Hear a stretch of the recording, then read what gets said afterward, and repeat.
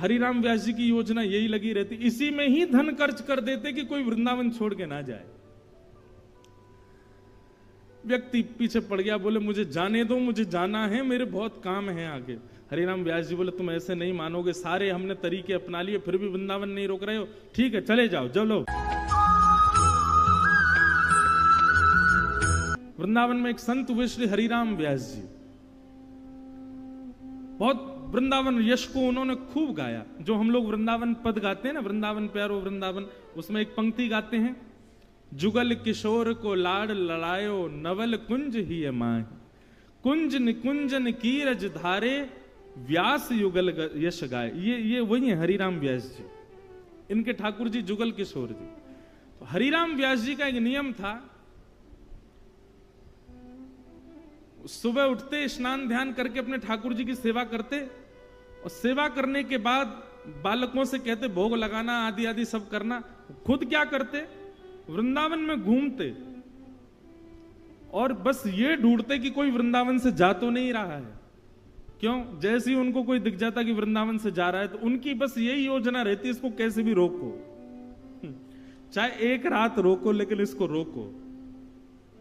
वृंदावन से किसी को जाने नहीं देते थे, यही उनका नियम था। क्या अद्भुत नियम है। तो श्री हरिराम व्यास जी, आप सबको आवाज आ रही है ना मेरी? ठीक से आ रही है? गूंज तो नहीं रही है? ये मैं संकेत दे रहा हूं इनको कि मुझे नहीं आ रही है, ऐसे ही समझ जाओ।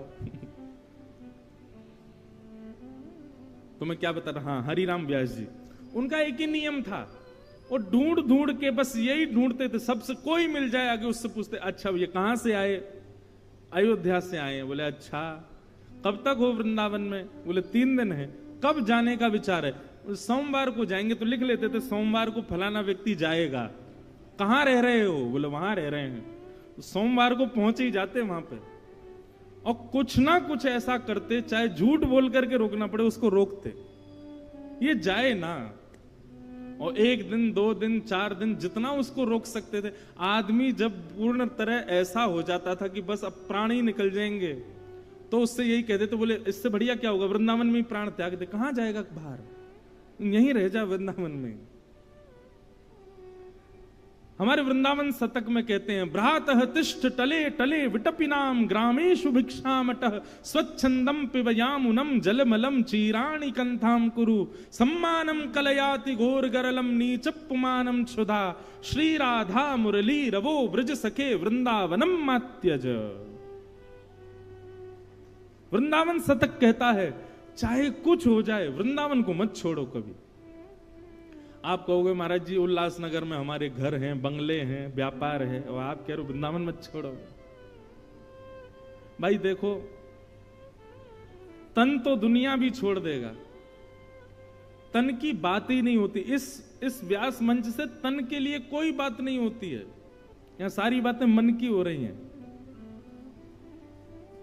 तन से भले ही हमारा वृंदावन छूटे, पर मन से कभी ना छूटे। मन सदा वृंदावन में रहे, ये बात कही जा रही है। आप सदा उल्लासनगर में रहो, बंबई में रहो, कहीं रहो, पर मन में एक नहीं, पूरा स्थान वृंदावन को दो, और जो थोड़ी बहुत जगह बची हो वहां पे उल्लासनगर, बंबई आदि वो सब चीजों को बैठाओ। ज्यादा स्पेस वृंदावन को देके रखा करो मन में। मैं भी हरिराम व्यास जी की तरह हो रहा हूं। जितना ज्यादा हो सके सब वृंदावन में ही रहो, मन से रहो। तो श्री हरिराम व्यास जी ने एक बार क्या किया, एक महात्मा आए कहीं से वृंदावन, और हरिराम व्यास जी की कुटिया में आ गए। हरिराम व्यास जी ने उनको भोजन प्रसाद पवाया। महाराज जी ने अपने ठाकुर जी शालिग्राम जी दिए, बोले बाबा हमारे ठाकुर जी इनको धल लो। हरिराम व्यास जी ने उनको जुगल किशोर जी के पास विराजमान कर दिया। हरिराम व्यास जी ने पूछा जाओगे कब वापस? बोले मैं तो 4 दिन बाद चला जाऊंगा। बोले अरे राम राम राम राम, कर्म फूटते हैं तब वृंदावन छोड़ के जाता है कोई। अरे वृंदावन क्यों छोड़ना? वृंदावन आने का मतलब श्री जी ने पकड़ के बुलाया है। अब श्री जी तो कभी नहीं चाहेंगे कि तुम हाथ छुड़ा के जाओ। तुम्हारी ही ज्यादा इच्छा हो रही है, इसलिए श्री जी का हाथ छुड़ा के जा रहे हो। कितने बड़े अपराधी हो, श्री जी का हाथ छोड़ के जा रहे हो। 4 दिन बाद वो महात्मा कहने लगा मेरे ठाकुर जी दे दो, मुझे जाना है। हरिराम व्यास जी बोले अरे भैया यहीं रुक जा। कहां जाएगा? नहीं नहीं नहीं मुझे जाना है। तो हरिराम व्यास जी 1-2 दिन तो ऐसे ही निकाल दिए कि ठाकुर जी मिल नहीं रहे। अरे पता नहीं तुम्हारे ठाकुर जी कहां चले गए। अरे नहीं नहीं आज मुहूर्त अच्छा नहीं, आज मत जाओ, कल चले जाना। तो अगले दिन बोले अरे अरे आज तो जुगल किशोर जी का उत्सव है, जबकि कोई उत्सव नहीं होता था, जबरदस्ती उत्सव रख लेते थे। आज तो उत्सव है, आज तो तुम जा ही नहीं सकते। अगले दिन कहते, अब रात भर हरिराम व्यास जी ये सोचते कल चला जाएगा, कल क्या करूं कि रुक जाए। दूसरे दिन संतों को निमंत्रण दिया तो बोल आज तो संतों का भोजन है हमारे, आज कैसे चले जाओगे तुम, मैं अकेला थोड़ी परोसूंगा, चलो परोसवाओ मेरे साथ। ऐसे कर करके 10 दिन बेचारे को रोक लिया। अब वो व्यक्ति सोचे मैं कैसे भागूं यहां से। हरिराम व्यास जी की योजना यही लगी रहती, इसी में ही धन खर्च कर देते कि कोई वृंदावन छोड़ के ना जाए। व्यक्ति पीछे पड़ गया, बोले मुझे जाने दो, मुझे जाना है, मेरे बहुत काम है आगे। हरिराम व्यास जी बोले तुम ऐसे नहीं मानोगे, सारे हमने तरीके अपना लिए फिर भी वृंदावन नहीं रोक रहे हो, ठीक है चले जाओ, चलो क्या करना है। बोले मेरे ठाकुर जी दे दो। तो जुगल किशोर जी के पास में ठाकुर जी उनके शालिग्राम जी रखे थे डिब्बा में, तो शालिग्राम जी तो नीचे धर दिए, खाली डिब्बा में एक चिड़िया का बच्चा पकड़ करके बंद करके दे दिया। बोले लो ले जाओ अपने ठाकुर जी। और उसको लगा कि ठाकुर जी मिल गए।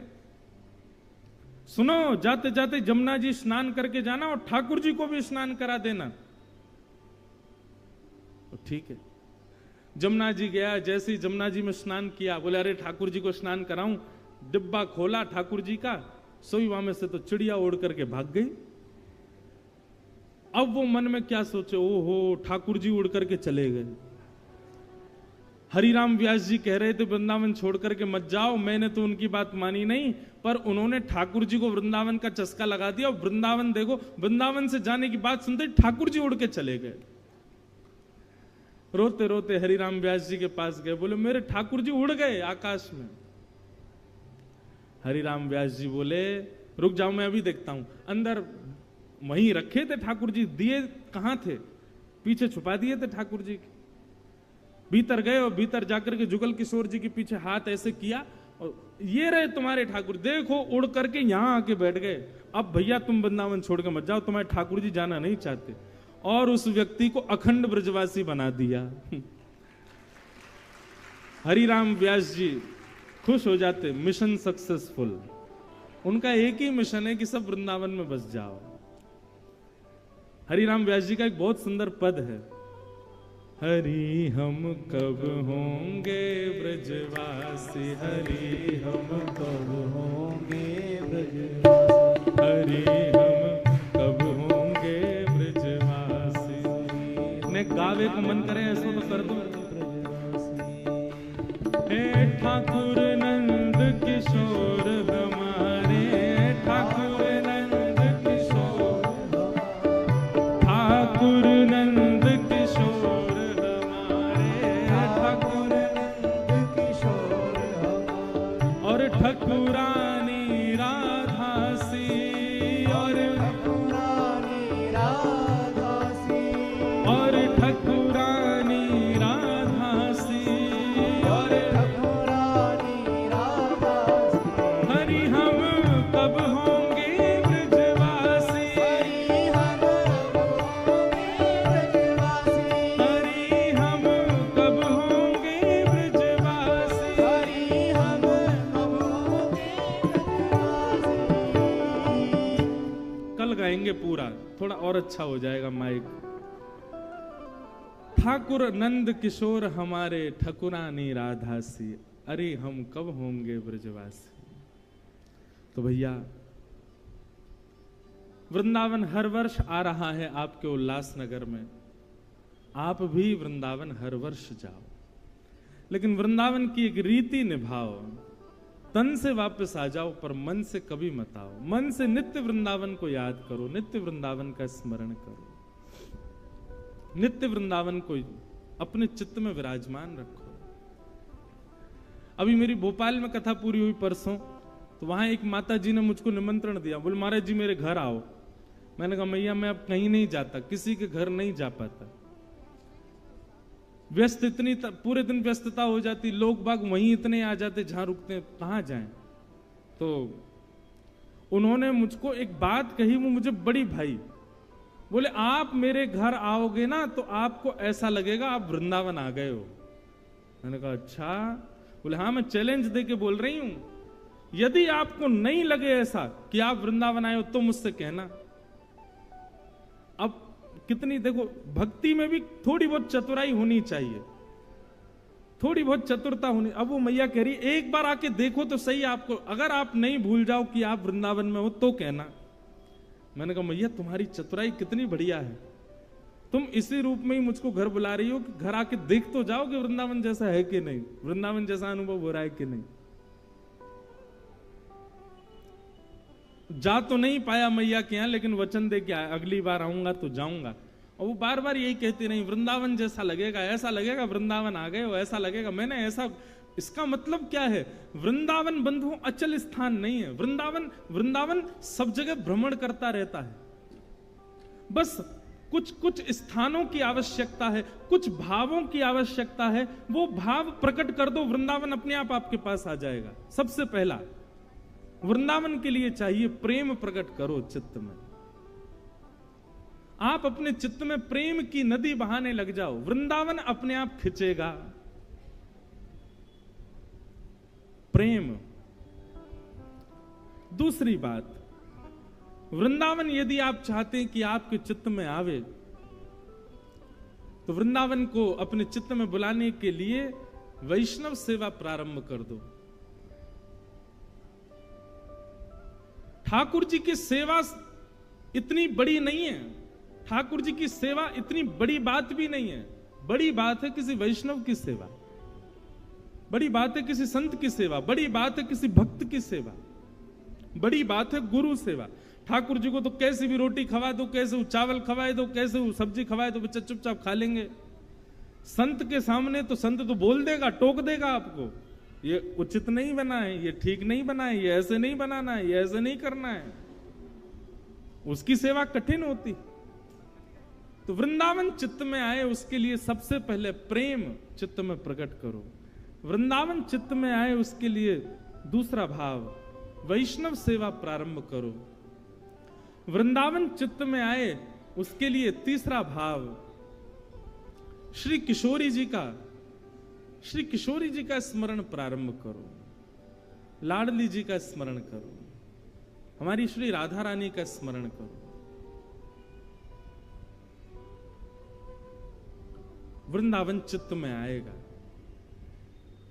तो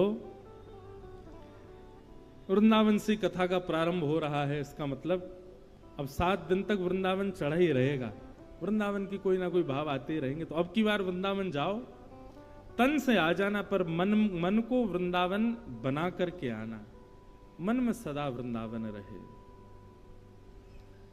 आइए आज प्रथम दिन है कथा का, कथा प्रारंभ करें, महात्मा में हम लोग प्रवेश करें, थोड़ी बहुत देर चर्चा करेंगे, फिर उसके बाद कल ठीक 6 बजे 5:30 बजे, हाँ 5:30 बजे से कथा प्रारंभ कर देंगे, ताकि आप सबको भी सुख लगे, आनंद से कथा का भाव रहे। पर 5:30 बजे मैंने क्यों बोल दिया, मैं तो 5 बजे ही बोलूं, नहीं तो आप आओगे ही 6 बजे, आप तो 5 बजे ही आना, मैं आऊंगा 5:30 बजे। तो आप सब लोग आके विराजमान होना। विश्राम का कोई समय नहीं है, जब मन होगा, जब अपने आनंद आ जाएगा। और ये तो मौज का दरबार है, यहाँ तो मौज होती है। अगर मौज आ गई किसी दिन तो बढ़िया चलेगी लंबी कथा।